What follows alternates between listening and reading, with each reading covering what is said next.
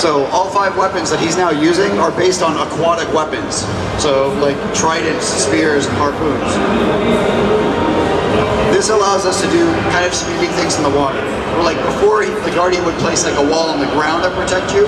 Now he can do things like put up a barrier or a wall of spears made out of light that when enemies swim through it, will get bleeding will be attached to them.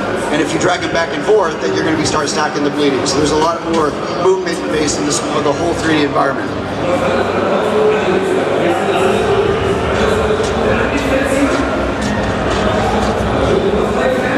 And just like on land, he can swap weapons in combat and can basically determine whether he wants to be more of a ranged character or switch to kind of a close-up melee character.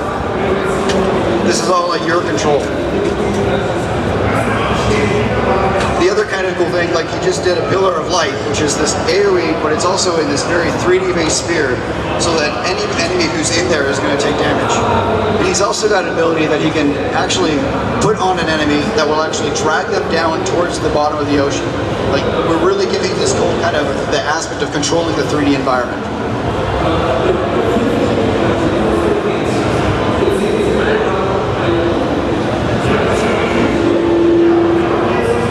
So for some of you who weren't familiar or didn't see last year's presentations or demos, the first 5 skills on the bar are based on which weapons you're actually using.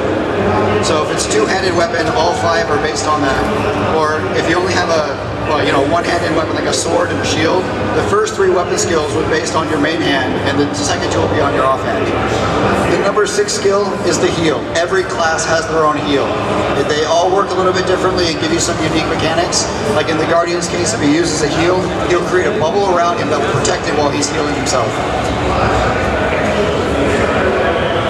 So some of the deck building that we had in Guild Wars 1 comes into play is this 7 through 9 skill. 7 through 9 are utilities.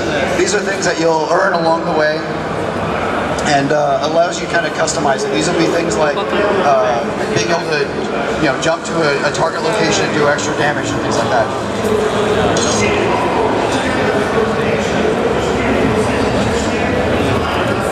And then finally, the number 0 skill here is your elite. If you remember elite skills from Guild Wars 1, they were pretty powerful.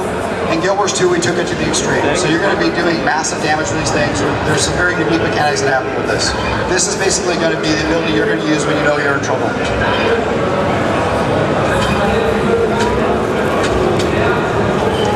And you know it wouldn't be a GamesCom demo if we didn't show you another massive fight. Another amazing encounter that is complicated, but at the same time very engaging and requiring a lot of players. Last year we showed you the Shatterer, a dragon minion that was in the brand.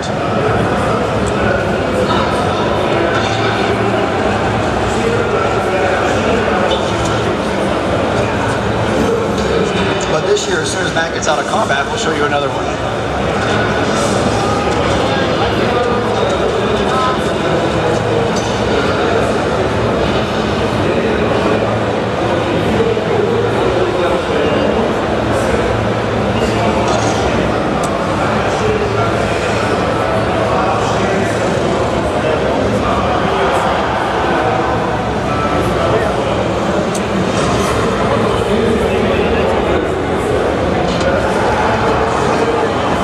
So may I present to you Tequatl. This is a undead dragon, another minion of Zaitan, and by the way, this is one of our small dragons. Zaitan is much, much bigger. So this encounter has a lot of mechanics that are going on. You'll notice that he's creating these giant bone walls in front of him that basically are protecting him from the siege equipment, the turrets, that the Asura and the Hylic are frog-like people who have built up on the shore. Players need to burn down the bone wall so they can attack. The other thing he does is, like this tendril that you're seeing right now is an actual figure of him. He'll drive his hands into the ground and create these tendrils that'll come up, and they'll basically fling players towards the dragon so he can do massive breath attacks and a lot of poison AoE damage. And like I said, in the back here you can see there are 2 types of turrets. We have the Asura lightning turrets, which do a good amount of damage that also bounces between targets, and the Hylic poison turrets, which shall just do a good ground-based targeting damage.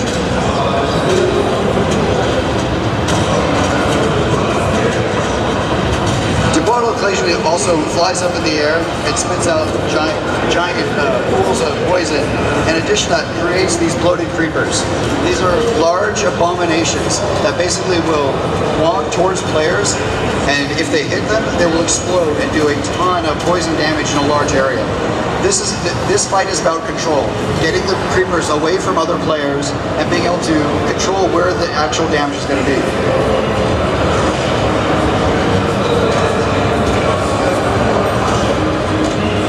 So as you can see, we probably have about 30-40 people from here on the show floor, but also back at ArenaNet. Devs are staying up late in order to play with you guys and let you get the full experience out of this game. So the other cool thing about this encounter is that there's a giant mega laser in the back that you saw just fire off that will hit Tequatl, stun him, and basically allow players to get in and do a ton of damage. But they have to be quick about it because at the same time, as soon as he gets back up, he's going to start doing a boatload of damage. He's going to just wipe the floor.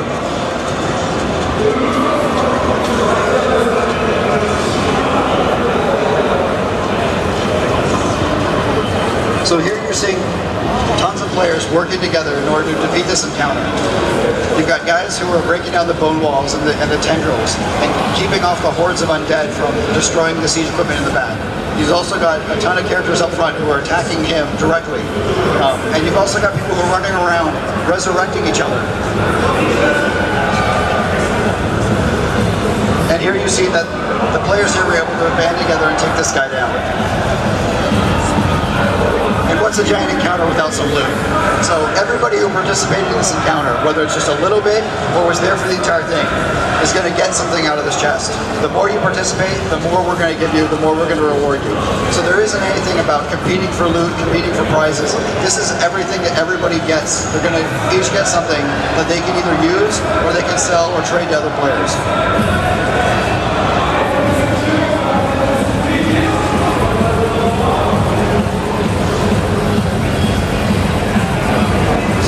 Thing is that this was just like any of our other dynamic events. So these are going to scale. The more people that show up, maybe we'll give the boss a couple of additional abilities, or he'll get an additional life, or it'll be a little bit harder. But all the while, we're encouraging players to come together, band together, and do some, come for a common goal, a common objective in order to take these guys down.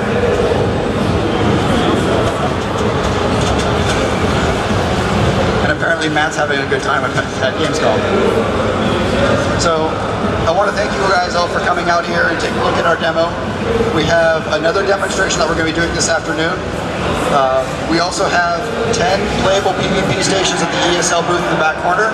And there's some exhibition matches where some of the devs will be playing a guild boot control up on the demonstration floor. I can't stress enough, we're really excited about this, but what it really comes down to is you guys should get your hands on the demo stations, play the game, and let us know what you think, because realistically, we're making this game for you guys. We want you guys to be excited about this just as much as we are. Thanks, guys.